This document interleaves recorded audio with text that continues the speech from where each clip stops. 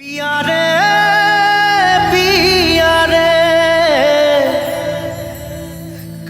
স্বামী হারানোর বেদনায় চোখের পানিতে বুক ভাসছে প্রিয়াঙ্কার।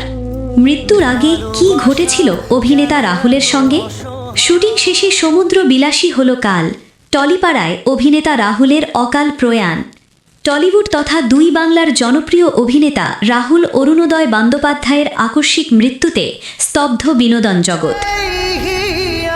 ভারতের পশ্চিমবঙ্গ ও ওড়িশা সীমান্তের তালসারি সমুদ্র সৈকতে একটি ধারাবাহিকের শুটিং চলাকালীন সমুদ্রে ডুবে প্রাণ হারিয়েছেন তিনি। প্রিয় অভিনেতার এমন মর্মান্তিক বিদায় কোনোভাবেই মেনে নিতে পারছেন না তার সহকর্মী ও অগণিত ভক্ত। কি ঘটেছিল সেই অভিশপ্ত বিকেলে? প্রত্যক্ষদর্শী ও শুটিং ইউনিট সূত্রে জানা গেছে, রোববার সকাল থেকেই তালসারি সৈকতে ভোলে বাবা পার করেগা ধারাবাহিকের শুটিং চলছিল। সারাদিন ব্যস্ততার পর বিকেলের দিকে কাজ শেষ হয়। এরপরই ঘটে সেই দুর্ঘটনা। অসাবধানতা ও দুর্ঘটনা।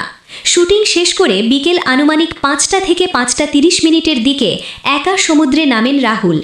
সঙ্গে সহ অভিনেত্রী শ্বেতা মিশ্র থাকলেও তিনি সৈকতে দাঁড়িয়েছিলেন। জানা যায়, পানির নিচে বালিতে রাহুলের পা আটকে যায় এবং ঠিক সেই মুহূর্তেই একটি বড় ঢেউ এসে তাকে ভাসিয়ে নিয়ে যায়।